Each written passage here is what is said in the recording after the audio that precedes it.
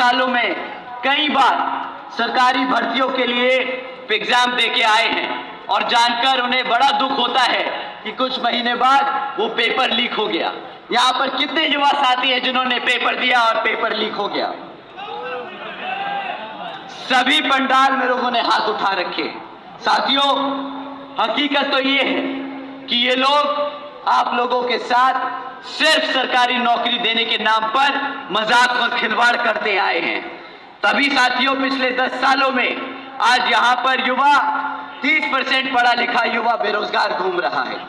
साथियों, ये नहीं कि ये नहीं दे सकते, ऐसा नहीं है कि भारत सरकार में नौकरियां नहीं है, भारत सरकार में पद खाली नहीं है। आपको जानकर हैरानी होगी साथियों कि यहाँ पर केंद्र की सरकार में 30 लाख से ज्यादा पद खाली पड़े हैं, जहां पर इन लोगों ने जानबूझकर वो पद नहीं भरे हैं, क्योंकि वो जानते हैं अगर उन्होंने वो पद भरे तो उन्हें बाबा साहब के दिए हुए संविधान के हिसाब से आरक्षण भी देना पड़ेगा, और वो ना आपको रोजगार देना चाहते हैं ना वो आपको आरक्षण देना चाहते हैं। साथियों, रोजगार का इतना बुरा हाल है कि मैं आपको एक न्यूज हेडलाइन पढ़ के सुनाता हूं तो आपको समझ आएगा कि ये 30% की जो संख्या है वो कितनी बड़ी बन चुकी है। साथियों, गुजरात की ये खबर है, हमारे आदरणीय प्रधानमंत्री जी के प्रदेश से ये खबर है कि 17 लाख से ज्यादा युवाओं ने मात्र 3,500 नौकरियों के लिए अप्लाई किया था। साथियों, अगर सिर्फ 3,500 नौकरियां निकली तो उसके लिए 17 लाख बच्चों ने अप्लाई किया। रोजगार और बेरोजगारी का क्या हाल है वो इन्हीं आंकड़ों से समझ आता है। साथियों, जब हमारे बच्चे पढ़ लिख नहीं पाएंगे, जब उनके पास रोजगार नहीं होगा, तो वो आप लोगों का ध्यान किस तरीके से भटकाएंगे वो भी मैं आपको बताता हूं। साथियों, ये पिछले कुछ महीनों से सीना चौड़कर आप लोगों के बीच में मुफ्त राशन देने की बात कर रहे हैं। ये कहते हैं कि इन्होंने 80 करोड़ जनता को मुफ्त में राशन देने का काम किया है। आप लोग ही बताइए साथियों, जब 2014 में ये हम सब से वोट मांगने आए थे, जब ये जनता से वोट मांगने आए थे, तो उन्होंने वादा मुफ्त में राशन देने का किया था या सालाना 2 करोड़ नौकरी देने का किया था? आप बताइए साथियों, किसका वादा किया था? साथियों, 2 करोड़ नौकरी देने का वादा किया था, परंतु जब नौकरी नहीं दे पाए तो सोचा मुफ्त में राशन ही देके इनका मुंह बंद कर दिया जाए। साथियों, आप ही बताइए, ये जो 80 करोड़ जनता को इन्होंने मुफ्त में राशन दिया है, अब जब भारत में 140 करोड़ लोग हैं तो 80 करोड़ बोले तो आधा भारत इन्होंने भिखारी बना दिया। आधा भारत इन्होंने भिखारी बनाने का काम किया है पिछले 10 सालों में। साथियों, एक सिंपल सा बड़ा आम सा आप लोगों के साथ मैं गणित करना चाहता हूं।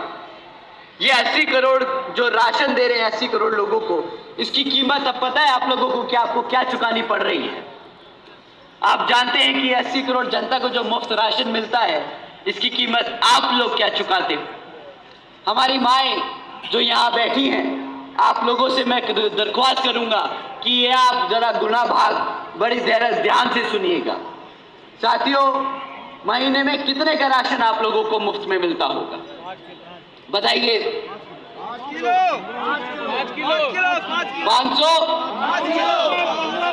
किलो।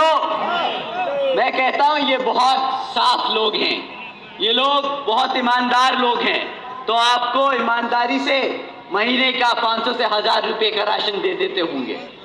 साथियों, साल के हिसाब से अगर ये करें तो ये 6 से ज्यादा 6000 से 12000 से ज्यादा का राशन नहीं बनता। 6000 से 12000 रुपए का राशन नहीं बनता साल का।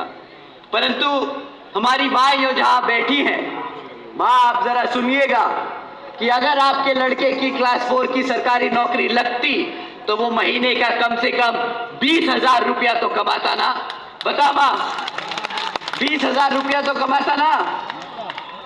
माँ, वो आपका लड़का साल का 2.5 लाख रुपया आपके घर में ला के रखता, जहां पे ये आपको 6,000 या 12,000 रुपए का राशन देते हैं। ये 12,000 रुपए के राशन पे जो 2.5 लाख का चूना आपको लगा रहे हैं, तो इस बारी साथियों जिस थैले में भर के इन्होंने आपको राशन दिया था, वही थैला इनको थमाकर खाली कर कर इन्हें वापस भेज देना और बता देना कि मेरा वोट मेरे हाथी के साथ है, मेरा वोट मेरी बहन जी के साथ है।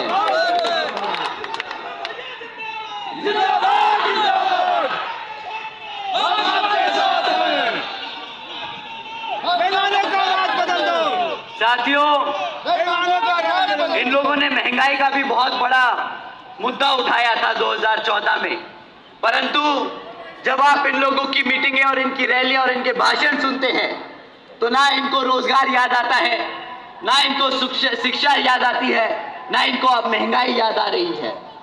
साथियों बताइए कि आप लोग इस मीटिंग में आने के लिए कितने रुपए का पेट्रोल डला कर आए हैं? बताइए साथियों, कितने का पेट्रोल डला है? 100 रुपया, 200 रुपया, 3,000। तुम्हारी गाड़ी ज्यादा पी रही है तेल भाई। साथियों, जब ये लोग सत्ता में आए थे 2014 में, तब पेट्रोल का दाम 50-60 रुपया हुआ करता था। आज यही पेट्रोल 100 रुपया पार कर रहा है, परंतु अब ये आप लोगों से पेट्रोल के दामों के बारे में बात नहीं करेंगे, क्योंकि उन्हें पता है कि इन्होंने पिछले 10 साल में सिर्फ और सिर्फ महंगाई कर कर अपने धरना सेठों के जेब भरने का काम किया है। हमारे गरीब और हमारे बहुजन समाज के लिए एक भी काम ये लोग नहीं गिनवा सकते आपको। जिंदाबाद जिंदाबाद।